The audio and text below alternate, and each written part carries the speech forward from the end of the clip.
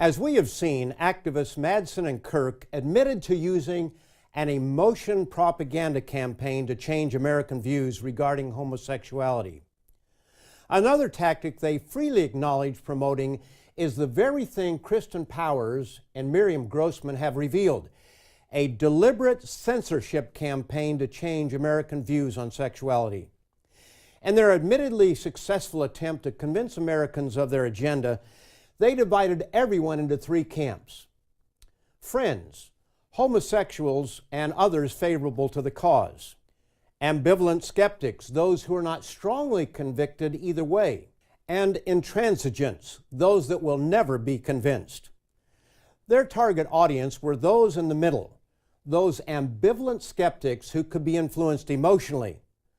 But what was their scheme to deal with intransigents, those they recognized would never be convinced, those too secure in their beliefs to be converted to their worldview? One tactic they freely admitted proposing was the idea that intransigents should be labeled homophobic, but they took it one step further, preferring the term homo-haters.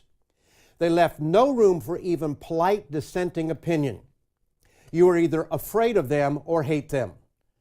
The words should be repeated so often that they become the de facto means of describing anyone who disagrees. And the tactic worked. After all, who wants to be labeled fearful or hateful? This tactic of demonizing those they couldn't convert would have the following effect. Our primary objective regarding die-hard homo-haters of this sort is to cow and silence them as far as possible, not to convert or even desensitize them. We conclude, therefore, that ambivalent skeptics are our most promising target. If we can win them over, produce a major realignment solidly in favor of gay rights, the intransigents will eventually be effectively silenced by both law and polite society. After the Ball was written in 1989, and it laid out a plan to transform how Americans think. And no matter which side one is on, one must admit that they pulled off their plan masterfully. American thinking on the subject has changed radically within the span of a single generation. The Bible predicted long ago that our world would eventually come to this place. It describes an age where all common sense and logical thought would be missing, and nations would give themselves over to all manner of sinful sexual behaviors. The prophet Isaiah addresses the leaders of the Israelite nations in chapter 1 and in verse 10. Hear the word of the Lord, you rulers of Sodom. Give ear to the law of our God, you people of Gomorrah.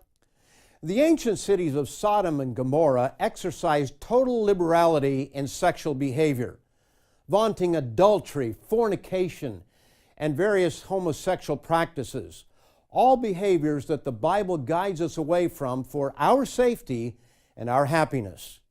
It's remarkable how accurately the Bible predicted our age in this light.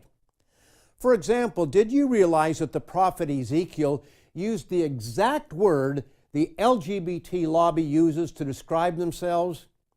Here it is in chapter 16 and verse 49.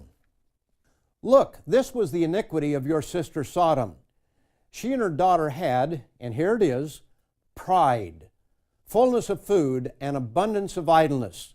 Neither did she strengthen the hand of the poor and needy. Some 2,500 years later, we have Pride Week and Pride parades. And it's important to note that Ezekiel is not talking about a single tribe, but all 12 tribes of Israel. The Jews are only one of 12. The entire chapter distinguishes between the house of Judah, Jews and Benjamites, and the 10-tribed house of Israel. The latter is made up of many so-called Western nations: Britain and the United States, France, Switzerland, Belgium, the Netherlands, and the Scandinavian countries. And of course, we cannot leave out the British-descended nations of Canada, Australia, New Zealand, and parts of South Africa, as we have previously taught on this program. Why are these leading nations leading the charge in this strange direction where we take such pride in sexual license? And why are we confused even to the point of not knowing which dressing room we should go into?